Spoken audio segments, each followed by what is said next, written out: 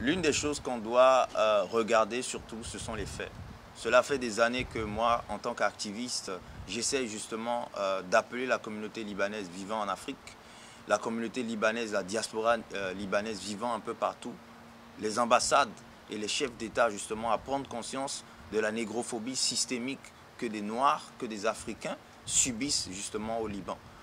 Je ne peux pas être à Beyrouth parce que justement des gens sont complices justement de la négrophobie qui est dans leur pays et ils ne disent rien, ils ne font rien.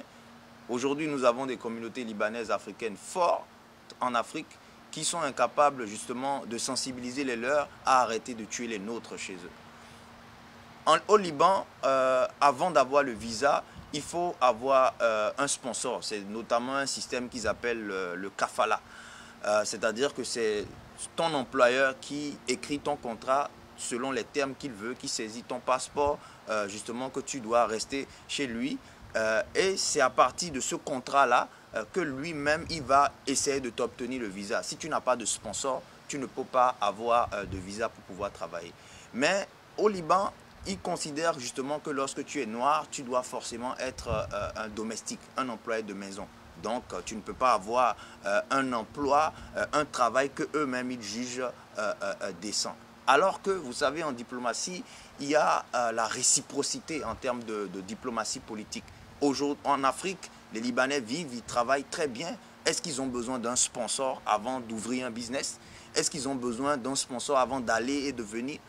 Le premier Libanais qui a accosté en Afrique, c'était en 1882. Il s'appelle Elias Khoury Younes, qui est originaire du nord du Liban.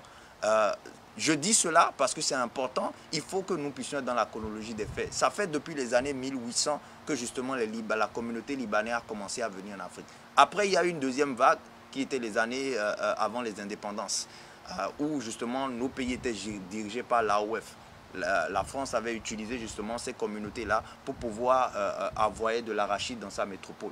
Après, il y a eu l'indépendance du Liban en 1943 qui a justement conduit à une guerre civile en 1975. Et c'est à partir justement de 1975 que vous avez la troisième grande vague des immigrations des Liban. Aujourd'hui, vous avez près de 400 000 Libanais en Afrique. Moi, je dis que 400 000 Libanais en Afrique, c'est assez pour justement sensibiliser les Libanais qui sont au Liban pour leur dire, écoutez, en Afrique, nous vivons bien, nous travaillons, nous avons des industries. Vous ne pouvez plus continuer à tuer les Africains et à penser qu'ils doivent forcément devenir des domestiques au Liban. Donc, compte tenu de tout cela, compte tenu de toutes ces choses que nous avons faites, des activistes comme moi qui on part jusqu'à donner de l'argent, trouver des façons d'envoyer de l'argent au Liban pour qu'on puisse justement ramener nos frères en Afrique. Lorsque nous sommes dans cette démarche-là, lorsque nous venons vers ces personnes-là pour leur dire aidez-nous à justement réduire la négrophobie qui est chez vous, ils nous disent ce n'est pas notre rôle. Mais aujourd'hui alors que le Liban ait connu une explosion, nous-mêmes en tant qu'êtres humains, nous ne souhaitons pas du mal aux autres. Mais malgré qu'ils ont eu cette violence-là, cette explosion-là, nous ne pouvons pas nous réjouir de leur malheur. Mais ce n'est pas parce que je ne me réjouis pas de leur malheur, mais je refuse qu'on puisse me mettre dans un sentimentalisme à oublier les problèmes justement qui sont la négrophobie de l'État libanais. Là-bas, lorsque nos sœurs sont violées, lorsqu'elles sont maltraitées, tuées, notamment comme la sœur Fotsinate qui avait lancé un appel. Lorsqu'elles sont tuées, la justice libanaise ne rend pas justice à ces personnes-là parce qu'ils sont noirs, parce qu'on les considère comme des bêtes, parce qu'on les considère comme des domestiques. Alors, le sentimentalisme que les réseaux sociaux aujourd'hui vulgarisent, je ne peux pas me mettre dedans. Et c'est pour ça que c'était l'occasion pour moi de rappeler que le Liban était un pays négrophobe et que je ne voulais pas être dans ce sentimentalisme-là. Mais en disant cela, je ne me réjouis pas du malheur des Libanais. Et c'est la nuance qu'il faut que nous soyons capables de faire. Il faut que le racisme, la négrophobie systémique, qui est un système d'État au Liban, soit questionné.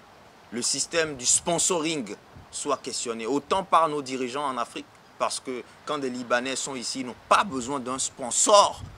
C'est quoi cette histoire de sponsor en fait? Cette histoire est choquante, est violente.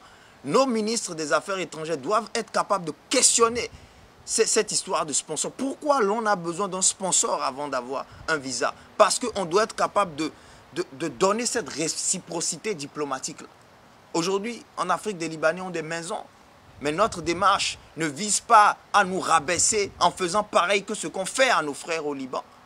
Si des choses comme ça sont capables aujourd'hui d'arriver, si on doit nous demander d'être Liban et ne pas, comme certains confrères artistes, se mettre dans l'émotion sans avoir aucune conscience politique parce qu'ils sont amis à des Libanais et qu'on peut aller dans des business de Libanais prendre des champagnes, sans se poser des questions politiques claires, alors que ces mêmes personnes-là refusent justement d'aider nos frères qui se retrouvent au Liban, qui travaillent, qui sont ostracisés, qui sont violentés, qui sont violés, qui sont tués chaque jour. Il y a des vidéos qui sont sur le net, il y a des médias officiels qui font des articles qui demandent à l'État libanais de pouvoir rendre justice à ces personnes-là. Aujourd'hui, nous devons prendre des démarches claires pour être contre cela. Parce que, à force de ne pas le faire, cela va engendrer d'autres violences.